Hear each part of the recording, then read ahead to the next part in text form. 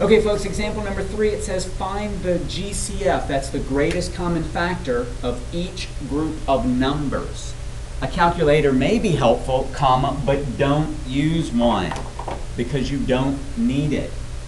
That's why we taught you how to multiply and divide, okay? Now, SK, wake up. Watch what I'm doing here. I know you're watching, I know you're listening, but I'm just calling on your name just to make you pay attention even more. All right, and that goes for everyone, okay, including Parker J. All right, now, I cannot thank Miss Potter enough for showing me this. I've been finding the greatest common factor of numbers since before water, okay, and I never saw this method, and it makes it so easy. Maybe she taught it to you last year. Maybe you already know how to do this, but makes it super easy. And I was doing some calculus problems last night using this very method, okay? So I know that it's something that you'll be able to use in the future. Here's what you do. If you want to find the greatest common factor, that means you want to find the biggest number that fits into each of them evenly. Here's what you do. Write the two numbers separately, all right? So we're going to write 132 and 220. And I'm going to put a ladder around it. A rung. This is called the ladder method, or at least that's what Miss Potter calls it, and so that's what I'm calling it.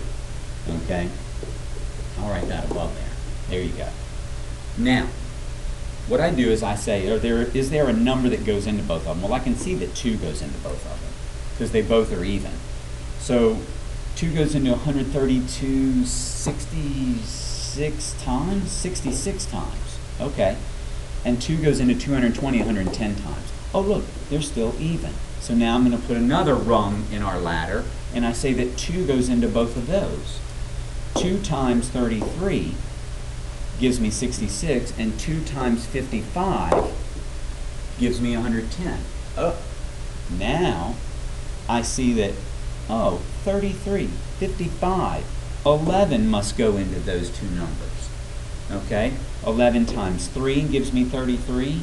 And 11 times 5 gives me 55. Now I'm done, okay? Because there's nothing that goes into 3 or 5, okay? So I can't go any further. To find the greatest common factor, I multiply the numbers out here on the left. 2 times 2 times 11, and that's going to equal 44. That's our greatest common factor. Isn't that awesome, Grace? Yes, it's awesome. It's perfect. It lines it up for us. Now, here's what's the even more awesome thing. All right? If you want to find the least common multiple, that means the smallest number that each of these fit into. Hey guys, I'm sorry, I paused for just a second. But what I was going to say is this method helps you find the greatest common factor, but what's even more awesome about it is that it also helps you find the least common multiple. That means that it helps you find the smallest number that 132 and 220 both go into evenly. And here's what you do. Draw an L around all the outside numbers. Okay? So that means we've got 2, 2, 11, 3, and 5. And multiply them. That's the smallest number that both of these go into. So let's take a moment. We know that this multiplied together is 44, and those two is 15. So it's going to be 44 times 15. All right, well I can do that over here. 44 times 15. 5 times 4 is 20. Put down my 0, carry my 2. 5 times 4 is 20. Plus 2 is 22.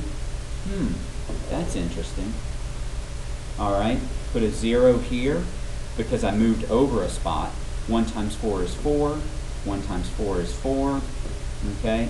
And I'm going to get 0, 6, 6.